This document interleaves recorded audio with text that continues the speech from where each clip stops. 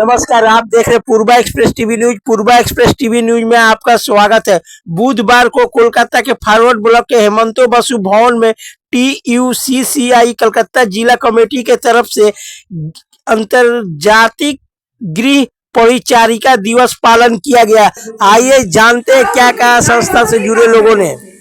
तो তাদেরকে শ্রমিক এমন নয় যে ভারতবর্ষের গৃহবধূরা বা ভারতবর্ষের যারা মহিলারা রয়েছেন, যারা ওয়ার্কিং ওমেন যারা নয়, অন্যান্য পেশার সাথে যারা যুক্ত, তাদেরকেও শ্রমিকের মর্যাদা দেওয়ার আন্দোলন চলছে। সেটা নিয়েও TUCCI আন্দোলন করছে।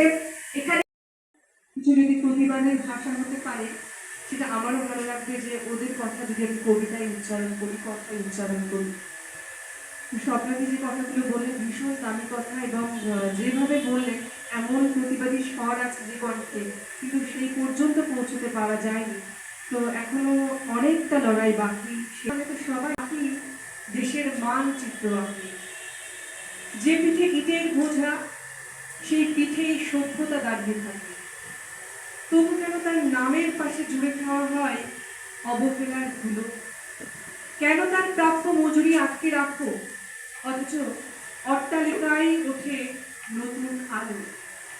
যে মানুষ কারখানার আগুনে পোড়ায় নিজের যৌবন, তার ঘরেই কেন ক্ষুধা এসে লেখে প্রতিদিনের শোকগাথা? যে কৃষকের ঘামে ভিজে ওঠে সন্তান কেন স্কুলের বদলে খোঁজে কাজের জায়গা? যে শ্রমিক সেতু করে, রাস্তা করে, তাই নিরাপদ কর্মক্ষেত্র চাই, অসুস্থ শরীরের চিকিৎসা চাই, বিশ্রামের নিশ্চয়তা চাই। আমার ওই থেকে বললাম, শোনো, ওকে যে নিয়োগ করলে 4 দিন কিন্তু মাসিক ছুটি দিতে হবে। আমরা যদি প্রতি নিয়োগ, তাদের অনেক ছুটি হতে পারে, অনেক দাবি হতে পারে।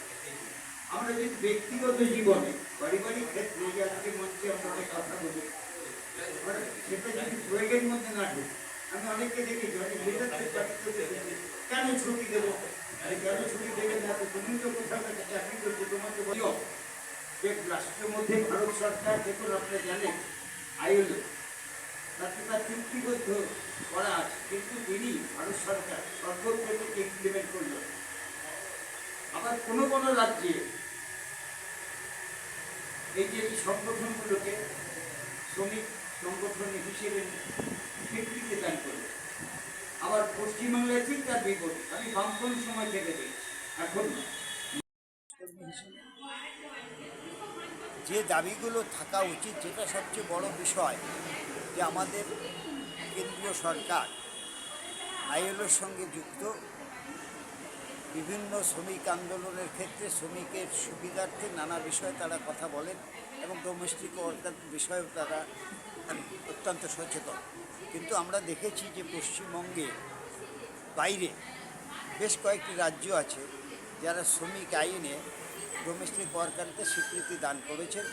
পশ্চিমবঙ্গে অনেকগুলো শ্রমিক সংগঠন আবেদন করেছিল তারা নিজস্বভাবে, যাতে তারা রেজিস্ট্রেশন পায়, কিন্তু কাউকেই দেয়নি। কিন্তু একটি সংগঠনকে দিয়েছিল, পশ্চিমবঙ্গ গৃহ পরিচারিকা সমিতি। খুব দুঃখের বিষয় যে একটি সংগঠনও যদি রেজিস্টার্ড থাকে, ওনারা দাবিদার হতে পারে।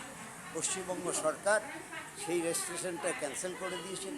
একটু আগে আপনারা শুনলেন ওই সংগঠনের নেত্রী স্বপ্না ত্রিপাঠী বলেছেন, এটার আমরা তীব্র প্রতিবাদ জানাই।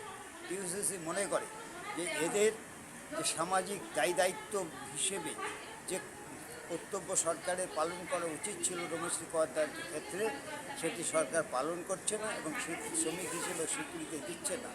60 বছরের পর কী হবে সে বিষয় নিয়ে সরকারের সুচিত মত থাকা উচিত। এবং আমরা যেটা বলেছিলাম যে একটি সরকারকে যে একটি এমন একটিভাবে একটি প্রকল্প তৈরি করা হোক, যে প্রকল্পের মধ্যে দিয়ে আমাদের ডোমেস্টিক ওয়ার্কাররা সেই সুযোগ সুবিধে পায়। একটি সুযোগের কথা মাঝে মধ্যে বলা হয়, বিশেষ করে অসংগঠিত ক্ষেত্রে, প্রায় সকলেরই ক্ষেত্রে, সেটি হচ্ছে 55 টাকা মাসে। তাও নানা রকম সমস্যা থাকে, ফর্ম ফিল আপ করার পর সেইটার দিয়ে 55 টাকা করে মাত্র দেয়। কিন্তু আমি মনে করি যে 55 টাকা অত্যন্ত সামান্য টাকা।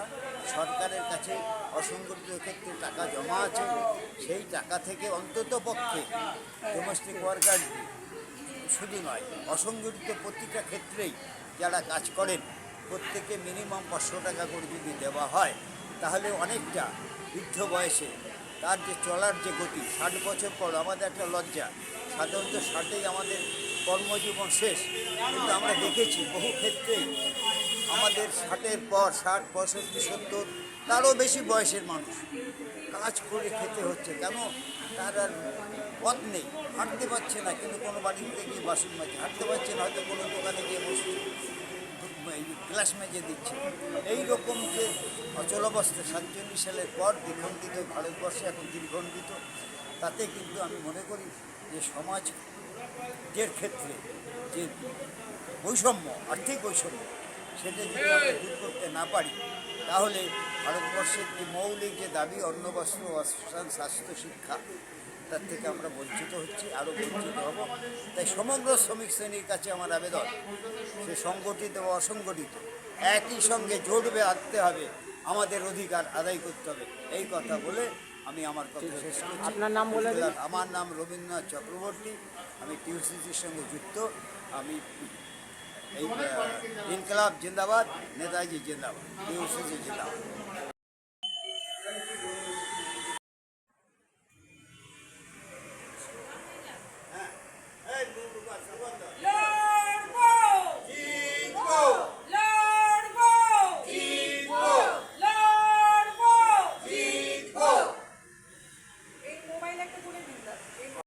Domestic workers day. তো এই আন্তর্জাতিক গৃহ শ্রমিক যে লক্ষ লক্ষ গৃহ পরিচারিকা আমাদের পশ্চিমবঙ্গে আছে, এবং সেই গৃহ পরিচারিকাদেরকে সব থেকে বড় কথা আজও আমাদের রাজ্য শ্রমিকের স্বীকৃতি দেয়। তো এইটা হচ্ছে সব থেকে বড় লড়াই, যে আমি একজন শ্রমিক, আমি ছাড়া বাবুর বাড়িটা কিন্তু অচল হয়ে যায়।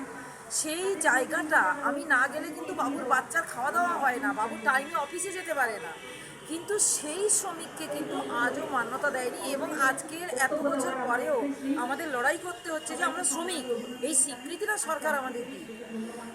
সেই সাথে সাথে আমরা আরেকটা জিনিস যেটা বলতে, যেখানে পার্লামেন্টে 50% মহিলাদের আসন সংরক্ষণের কথাটা উঠছে, সেই জায়গায় দাঁড়িয়ে আমাদের মতন পরিচারিকাদেরকে শ্রমিকের স্বীকৃতি, আমাদের বাচ্চাদের রেখে কাজে যাব তার জন্য কোনো প্রেসের ব্যবস্থা নেই আজও আমাদের কোনো কাজে যাওয়ার সময় কোনো চুক্তিপত্র নেই। আমাদেরকে যখন মজুরি না দিয়ে ছাড়িয়ে দেয়, আমরা যখন মজুরির জন্য বলি যে আমার মজুরিটা দেওয়া হলো না, আমি যখন কমপ্লেন করতে চাই, লেবার ডিপার্টমেন্ট আমাকে বলে যে আপনি দেখান আপনি কাজ করেছেন, ওখানে কত টাকা আপনার মজুরি ছিল, আপনার কোনো চুক্তিপত্র আছে? আমরা কোনো কিছুই দেখাতে পারি না।